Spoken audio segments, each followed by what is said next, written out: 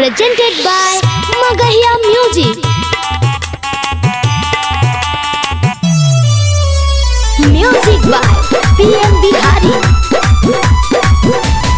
चोली के खोतवा के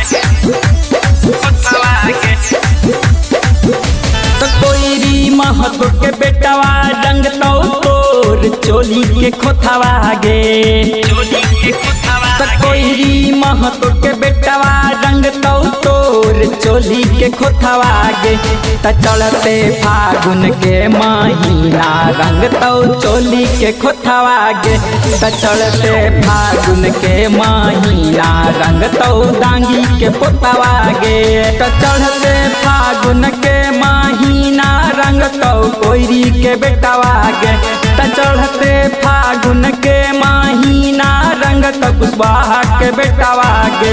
त चढ़ते फागुन के महीना रंग तो चोली के खोथवा गे।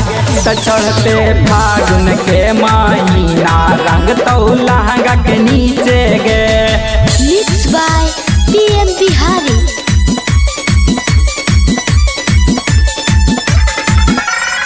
Music by PM Bihari. चोली के खोतवा के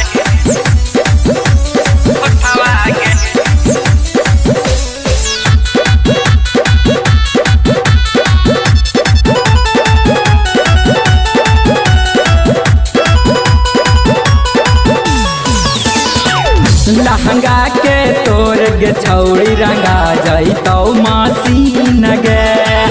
महतोया कोईरी के बेटा कली है छौड़ी चीन गे। चौड़ी चीन के लहंगा के तोर गे छौड़ी रंगा जाई तो मसीन गे। महतोया कोईरी के बेटा कली है छौड़ी चीन गे।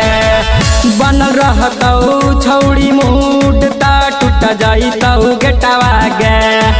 पीले रहतौ छौड़ी पोच ता टूट जाइतौ गेटवा गे। त चढ़ते फागुन के महीना रंगतौ चोली के खोथवा गे। त चढ़ते फागुन के महीना रंगतौ लहंगा के बीचे गे।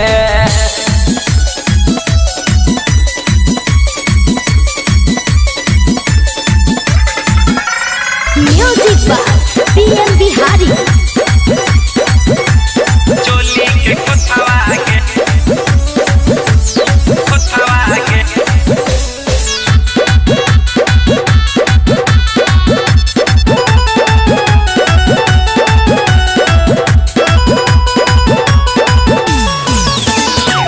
बिपिन बिहारी गे छौड़ी करतौ बाला जोरी गे। लहंगा में रंग छौड़ी देतौ तोरा डाली गे। तोरा डाली गे बिपिन बिहारी गे छौड़ी करतौ बाला जोरी गे। लहंगा में रंग तोरा देतौ छौड़ी डाली गे। सुधीर हल्का राइटर फोरतौ लोटवा गे। हाँ पिए माँ बिहारी डायरेक्टर फोरतौ लोटवा गे। तो चढ़ते फागुन के महीना रंग तो चोली के खोथवा गे। त चढ़ते फागुन के महीना रंग तो कोईरी के बेटवा गे।